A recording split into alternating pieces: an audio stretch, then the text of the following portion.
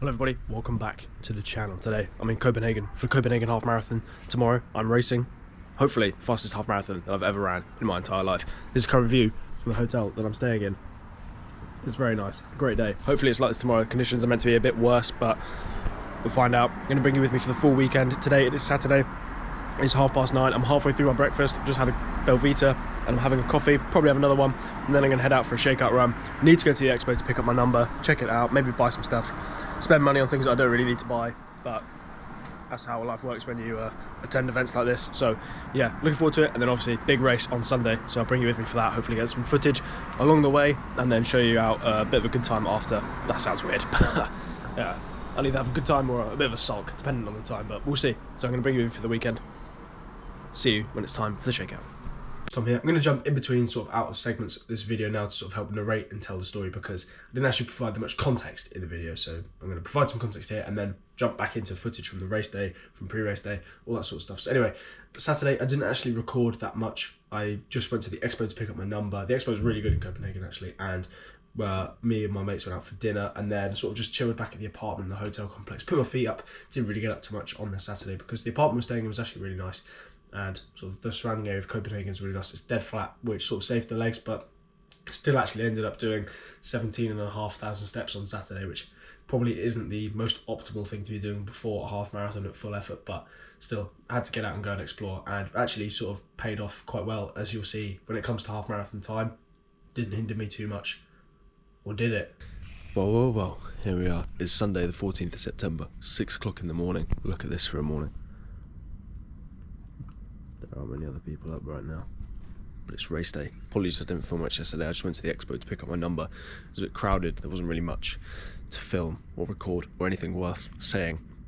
Yesterday I just came back, carved up, had some pasta and chilled out. Didn't really do too much. Managed to get decent sleep. I think I had like 7 hours sleep last night. I could look at my watch and have a look, but I'm not going to freak myself out or get myself my head in just in case it says I didn't sleep well, but I know I slept quite well. I'm feeling pretty good. So yeah, plan of attack today is obviously run Copenhagen Half Marathon. This is it. All the videos, all the build up, all my training for the last few months. So it's down to now. It's down to a couple hours time. 3.5 hours to a start. So I'm gonna chill out for a little bit, have some electrolytes, have some breakfast. I'll show you what I'm gonna eat before a race. But yeah, overall feeling pretty good. Legs feel pretty fresh, tapered quite well, and yeah, this is it now. Nervous energy, but time to just get started, so I'm actually really looking forward to it. Had a good time yesterday, cycling around Copenhagen. The expo was really nice, and everyone is pretty friendly, so should be a good crowd. There's 32,000 people doing this half marathon, which is mental. I think that's how many people did Paris Marathon, so doing it for a half is crazy, but yeah, should be a good time afterwards. But yeah, look at this review, it's so still and quiet. It's amazing. For my shakeout, I ran around here around the water yesterday. It's really nice. Super peaceful, super clean. Copenhagen's a great place. If you ever get a chance to do this half marathon, I haven't even done it yet, and I'm saying do it. But yeah, for now, I'm just gonna chill out. Look at that, not too bad, eh? For now, I'm just gonna chill out, have some breakfast, and yeah, make our way to the start line. So yeah, feeling good. Time to send it. Just gonna put myself in the pain cave. Hour and a half, that's the goal. I'm gonna try and head out at 4:15 per kilometre pace, which would get me around in just under an hour and a half. So I'm going to do that maybe in the 4:20s for the first couple, just to ease myself in, and then pick it up as we go. So that's the plan. Love a negative split. All my best races come from negative splitting, so I'm going to try and do the same for this one. If it ain't broke, don't fix it. So we'll give it a go. But yeah, I'm going to have some breakfast. See you when I've rustled up something Michelin star worthy. Time for breakfast. Raspberry jam on a bagel and a banana. Gonna have this, I'll have a coffee, make my way over to the start line. Race fit, government name today, kit brand, Nike. In my Asics, but I've got my Vaporflies in my bag. Gonna make my way to the start line, warm up. This line's not very nice. See you there.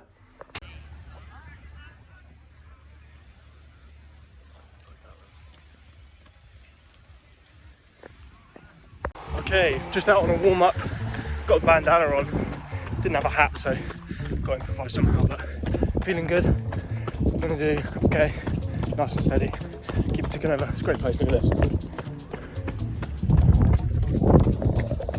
Let's see what I can do. Hopefully get an hour and a half, finish off this warm up, get a few strides. But then hopefully there's some race footage. I've given my girlfriend a camera, a GoPro, so maybe see you out on the course. Yeah, finish off this warm up, get back, stretch, toilet. Definitely need the toilet. And yeah, see what we can do. Done my strides, done my drills, just cutting back on the warm up. Going to be just over a mile, so that's all I really need to do. 10 minutes of warming up to this. Don't want to exert too much energy before I start, so yeah, feeling good. Yeah, it's a bit mental that this is it now. Get the race day butterflies and all that stuff, so yeah, just go out, enjoy it, see what I can do. I'm going to put my phone away now, so hopefully there's some clips of me running. If not, see you at the end. Wish me luck.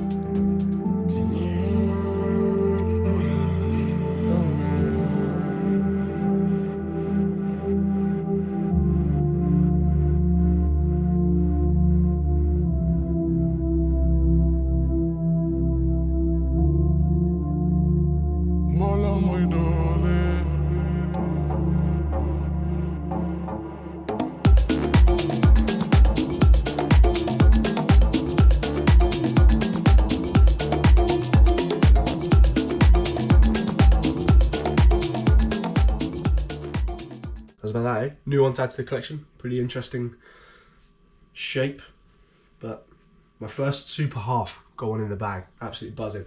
In terms of the race, I ran 1:28.15 as you'll have seen, and I was absolutely over the moon. I ran at 1:30, and throughout the whole race I was just telling myself, get to mile 10, last 5k, I know I can push it, I know I can finish strong. I always like to finish my longer runs, those 10ks, those half marathons, I always push on strong for the last bits. That's what I was telling myself. I was like, if I can get to mile 10, I know I can kick on from there and finish strong and make up for lost time.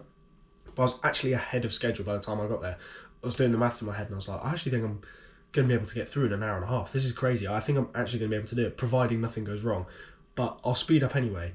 And I felt like I was speeding up. I looked down at my watch. I was running the same speed. I had nothing left in the tank for those 3 miles. The only thing I could do was hold the pace that I'd been holding the entire time. But having the crowd, last 3 miles, I actually had nothing left in the tank other than just to cruise at the speed that I'd been holding the entire time. I did manage to close in like a 3:59k my last kilometre, which is really good. But the crowd and the atmosphere and people running around you sort of just picks you up and helps you run that speed anyway. There was absolutely no way I could go on a run now and run 4:11 minute per k for 21k on my own. So the race day adrenaline and the fact of it being race day accounts for so much. Don't ever underestimate it.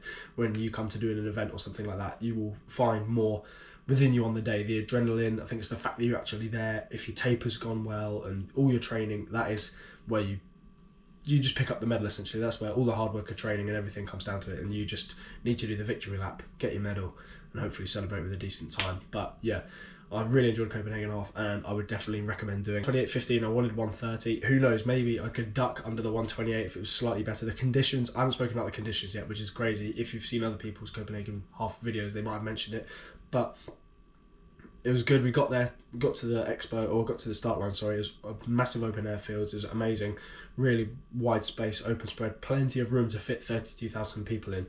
And then we dropped our bags off, and then look over in these clouds. They're dark, they're grey. It starts rumbling, and that's the thunder. And then there's lightning, and then it just starts chucking it down.